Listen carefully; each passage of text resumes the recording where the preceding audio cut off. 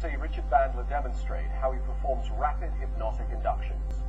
Dr. Bandler eloquently displays his talent for making the various complexities of his communication skills seem effortless in his remarkable demonstration.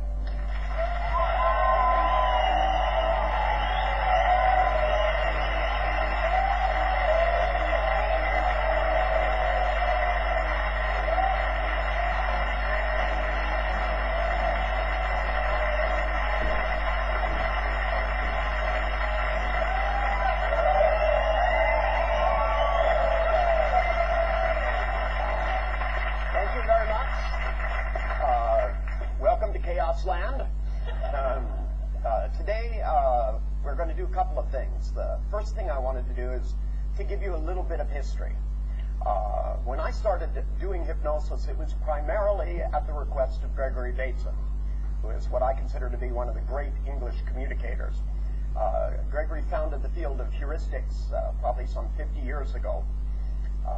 When I met Gregory because he moved across the driveway from me, and Gregory looked at the work that I was doing, and he said, you know, you really should study hypnosis, especially Milton H. Harrison. And I'd read some books on hypnosis. I was hypnotized when I was 7 years old by a magician, and I liked it. It was fine. But I started telling people, well, I was going to study hypnosis. I bought lots of books about it. And one of the things that happened was that I noticed there was an odd response. Most of the psychotherapists said to me, oh, you don't want to study hypnosis. It's bad. And it doesn't exist. Which is kind of a weird combination. Now, that made me really interested. When I thought about doing hypnosis, I thought, you know, well, here's something that really frightens psychotherapists. I should learn it. I also found that hypnotists had a slightly better attitude, and I know some of you were a little upset because I pick on psychologists, but you guys like me. Also, since the beginning of my career, one of the things I've tried to do is to get people out of the domain of looking at people as if there's something wrong with them. When I started out, it was because I went into horrible mental hospitals. And mental hospitals used to be really evil compared to what they are now. They used to be terrible, dingy little places with metal bars and little contraptions that looked like they came out of Boris Karloff movies, where they tortured people. They shot electric juice through their heads. They gave them horrible drugs. And they were absolutely certain that schizophrenics couldn't be hypnotized. In fact, they spent millions and millions of dollars at Stanford proving that only a certain percentage of the population could be hypnotized. Now, there were some innovative people. There was a guy named Spiegel, and he was one of the first people to formalize rapid hypnotic inductions. He had people roll their eyes back in their head and then close their eyes, and did it to measure who was hypnotizable and who wasn't. The further you could roll your eyes back in your head, the deeper you could go, according to him. I took somebody who scored a 0 on the Spiegel test and knocked them into a deep trance and did every hypnotic phenomenon. They used to say that in order for people to be hypnotized, it took hundreds, if not thousands of hours to learn to do deep trance. These are hypnotists saying this. This isn't even psychologists. Psychologists didn't believe that hypnosis was a valuable tool. They said it only treated the symptom. Now, I don't know about you guys, but I think treating the symptom is, first and foremost, one of the very important things that you do. If somebody is terrified of elevators, making it so they can get in one and go up and down is a good thing. And if it only takes a couple minutes to do it, even if it comes back later, you can do it again. That giving people freedom is what my work is about. Now, one of the freedoms that I want everybody to have has to do with your ability to learn, because Milton Erickson is the first person I ever saw do a rapid induction. And by the way, I gave Milton credit for doing the handshake interrupt. Milton was paralyzed in the right arm. That would have been impossible. I did that to see if anyone was paying attention. But what Milton actually did is he took somebody and he took a hold of their arm, he lifted it up and he looked them in the eye, and he began touching them ambiguously so that their arms sort of stayed like this. And then pretty soon, after 45 minutes, they dropped into a trance. Well, to me, I just don't think that it should take that long. And over the years, I've studied different hypnotic techniques, And I found that there are really two types of hypnotic inductions that work quickly. One has to do with catching people between programs that go on in their mind, that you do something. Milton did a hypnotic induction once where this guy, a doctor, came up out of the audience and walked up to Milton, and Milton stuck his hand up like he was going to shake it. He had to actually lift his hand, and he went like this. And the guy stuck his hand out, and Milton bent over and tied his shoe. And the guy was like this. And then Milton went, go and sit in the chair and drop into trance. Well, that was really the first handshake interrupt. Now, for me, over the years, one of the things that I've tried to do is to find ways of making it so that people can go into trance rapidly, quickly, and easily. So I've taken these kinds of techniques. Now, the other category, which you'll see today, is there's a lot of hypnotic techniques that have to do with fixating your gaze and your concentration.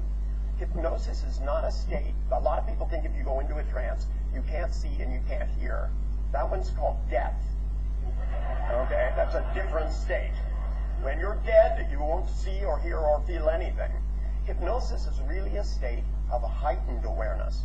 It's a state where you go into and focus your attention more than you do normally. You actually hear better. You actually have control over your feelings. You can control your heart rate, your blood pressure. Most people can't do that in the waking state. Last year when I was in the hospital, the nurse came in every hour and checked, I guess, to see that I was alive, which is a good thing. But she put this little thing on my finger, and this little digital thing went, and it would go, you know, your heart is beating this many beats per minute. And I have to admit, I was somewhat bored, so I started putting it on my finger when she wasn't there and practicing. And then when she would come in, you know, I would go, how many beats a minute do you want my heart to beat? And she goes, well, I'm just finding out what it is doing. And I said, how about 66? And I'd stick my finger in and go, and it would be 66. And then I go, how about 82? Make it go up to 82. And then she looked at me and I said, hi. Very high. Now, controlling your neurology through yoga, through concentration, through meditation, meditation is not different than hypnosis, except that it's less directive. That when I learned to do meditation the first time, they had us repeat this mantra over and over again. We went inside and said a Hindu word for a certain color and repeated it over and over and over again until we got so bored we drifted into an altered state. It also habituates because by firing the same neurons over and over again, it has a tendency to alter your state. Many of you, when you were young, focused on a candle, you stared at it and went into a somewhat relaxed state. It's a trance state. It's not something that's out of the ordinary. I see it every day in the hotel when I get in the elevator. People go in and they press the button. They look at the floor thing. The elevator doors open and they start to jump out. And they go, oops, I'm not getting off here. Well, that's true. But if the doors open, the command is leave. You know, that it's a program. It's like sometimes you've driven up behind somebody and the car in front of you stops. And the light changes and they don't. And that's just because they've drifted away for a moment. Having your mind wander is not out of the ordinary. Having your mind focus so intensely on something that you can begin to really relax in our modern society, I think is a good thing. I find that if I trance people out, that a lot of the things that are difficulties. Recently I had a guy that bit his nails down to the bone. Every single fingernail on every hand was gone. And he was, of course, I would say a little too tense. In fact, he was way too tense. He thought every day, all day long, he would ask himself the question, am I going to die? And, of course, the answer to that is yes, but not right now. But worrying about it wasn't making it so that he got anything else in life done. And, you know, today, you know, given the economic situation and all the chaos going on in the world, there are still more people with warm, full, and dry, and a chance to enjoy freedom than there ever has been. It doesn't mean the world is perfect, and it doesn't mean that there aren't places where awful things are going on. But if we spend our time feeling bad about it rather than doing something about it, things will never get better. So one of the things in this course that I want to arm you with is the ability to get around the long conversation. A long conversation goes like this. They pull out their violins and they come in and they go, well, you see, I've been in therapy for 4 years. let me tell you all the insight I discover. And I always interrupt them. I go, excuse me, do you still have your problem? And they'll go, well, yes. And I go, then everything you're about to tell me is of no interest. And they go, but I spend a lot of money on it. They go, I understand my problem. And it used to be that people believed if you understood your problems would change. And it's a nice idea. It just doesn't work. Lots of people understand how they got screwed up, and they're still just as screwed up as they were. But if you could get people out of their normal mode of thinking and put in some new ideas, it's pretty easy for people to do new things. I know in this audience here alone that some of you have had experiences that really only took a few moments, and things that have plagued you for years are not there. I see my favorite needle phobia back there. She's just smiling away. If I asked you to come down here and give me a shot, could you do it today? Yeah, because you have an experience which has changed everything. One of the things you have to do when people come to you is to convince them, and this is why I think rapid inductions are so important, that, and it saves a lot of time, that if you can do rapid inductions with people, no matter how much their beliefs are built up, that everything is going to be the same, and they're going to come in once a week and whine and for years and years and years. When you look at them and raise one eyebrow, and the next thing they know, they're sitting in a deep trance. That's the thing that will help you so that you get by lots of stuff, because you provide people with a convincing experience. Now, I wanted to start with one which is fairly common. Let's see what we got here. What's your name, sir? Arek. I beg your pardon? Arek. Eric? A-R-E-K. Would you come down here, please?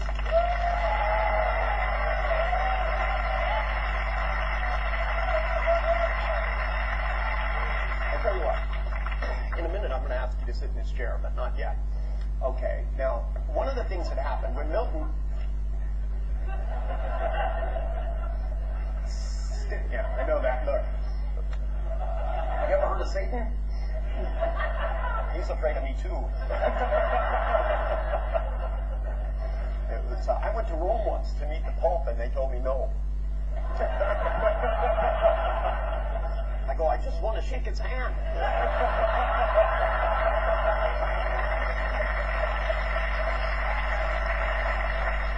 Now, when Milton did the handshake induction, of course, Milton, being paralyzed with his right hand, took his hand and he extended it like this. When the person's hand came up, he just grabbed a hold of it like this and began to talk to them slowly and comfortably. And while he did, he altered his state slightly so that he began to go into a trance, which he spent most of his life in. And he began to touch ambiguously. And as he touched ambiguously, suddenly he looked at the person and said, close your eyes now and really relax. And as you do so, you're going to do the very same thing that you did when you first stood up firmly and strongly. That's right. Because in a minute I'm going to ask you to sit down, and when I do, I want you to drop all the way into a deep trance. Now, sleep. That's right, all the way back. Really relax. And go deeper and deeper still. Because while you're dropping down into a deep, comfortable, relaxed, wonderful state, you're learning something like you very first did. When you first went to school and you saw the task of writing letters and numbers of the alphabet, you didn't know just how much. It would give you an infinite amount of opportunity to read books about different things. Now, right now, you can begin to slow your heart rate down. Your blood pressure can drop slightly. And suddenly, from your past, ideas will begin to bubble up. Silly ideas. Ideas with a giggle attached to them. Now, I'm going to grab a hold of your head. I'm going to slowly pull it forward. And as I do, I want you to go all the way down. Deeper and deeper and deeper still. That's right. Now, I know it says in the books about hypnosis that it takes hundreds of hours to teach people to go into a trance. I'm just not that patient. And neither will you be. Because right now, while he drifts down deeper and deeper still, I'm going to reach over and I'm going to pick up his left arm, and I'm not going to tell him to put it down. Any faster, then he goes into a trance that's deep and comfortable, while only silly things from his past begin to emerge, things with a giggle attached to them, things that you maybe haven't thought about in years. Because the amazing thing about giggling is it happened at the time when we did our best learning, when you were with your friends and playing games, when you were in school and the teacher did something and you started laughing and you couldn't stop. All that giggly stuff that was there was the foundation of what built you strengths later in life. Now, I know that you know more about you than I do, and that's a good thing, because I'm very critical. But I also know that things which bother you in the present may not in the future. Now, because one of the things that you can do as that hand goes down is begin to double that giggling. And double it again. That's right. And double it again. Till it seems so silly. And every time things seem silly, you're going to take this feeling. And by the time your hand touches your knee, things are going to seem totally hysterical. That's right. Now, while you keep that silly feeling, I want you to think of what the most serious problem in your life is. Because it's only through having a perspective that you get a chance to do things differently. Now, I know that it's important that we learn to make changes so that when I tell you to even go deeper and sleep, that's right, I'm very serious about it because I know this is only the beginning of really drifting down into a much deeper and deeper state. Now, what's your name, dear? Patricia. Come here, dear. Sorry, come on up. See this chair right here? This one here is fine. Just sit for a spell, okay? Okay. Now, because one of the things that they kept telling me was that here they had people locked away in hospitals and they didn't know what to do with them. And yet they said, unless you had the same skills they had, you couldn't talk to them. Since their skills didn't work, it seemed to me that we needed new sets of skills. So I made up the term neuro-linguistic programming so that, because I knew they would have no idea. In those days, computers were in 4-story buildings. Floppy disks were this big. They were called RK05s. Tape drives, the tape was this thick on them. They had flashing lights. They were more satisfying than a laptop that looks at you and goes, syntax error. You know, hard disk crash, that's my favorite one, because when it says that, I take it as a command. I'm just like that. Okay, dear. Now, somebody asked me yesterday, and they sent me a little note, and it said, we saw you do a nonverbal induction, and all you did was look at this person. And they went into a trance, and they said, can you teach me to do that? Who wrote me that note? I wrote it before you told us to do it, before you taught us how to do it. You wrote it before I told you how to do it? I wrote it the day before, but I didn't put it in the box until 2 days later in my bag. Yeah, that. So you know how to do it perfectly now. Sort of. What's your name, dear? Tanya. Hey, would you come down here, Tanya? Thank you. Now,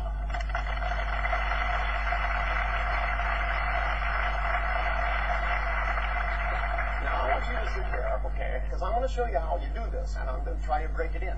See, because remember, one kind of hypnotic induction that's very rapid, of course, is to interrupt a pattern, like a handshake. Okay, and when you interrupt a handshake, or in this case, you know, I just interrupted it, it took his hand, it left it cataleptically, and so he could go into a really, really deep trance. Now, on the other hand, the other kind of hypnotic induction has to do with focusing somebody's attention. Now, you can have them stare at a candle, but I don't have one, so we'll have to hallucinate that. And rather than hallucinate that, all I'm going to ask you to do is just to look at me, because I'm going to show you where deep trance is. Because I've discovered over the years that people learn very fast non-verbally. Ready? Here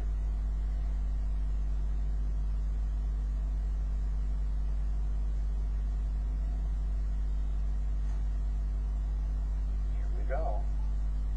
That's right. Take a deep breath in through your mouth. That's right. Now close your eyes. That's right. And just drop down and start to relax. Take a deep breath in through your mouth. Don't worry about your face. It'll be there when you come back. I know you're a little nervous, but that will fade. Just let it relax. Start with your forehead. And you just touch your third eye. And just drift down. and really relax and soften your cheek muscles.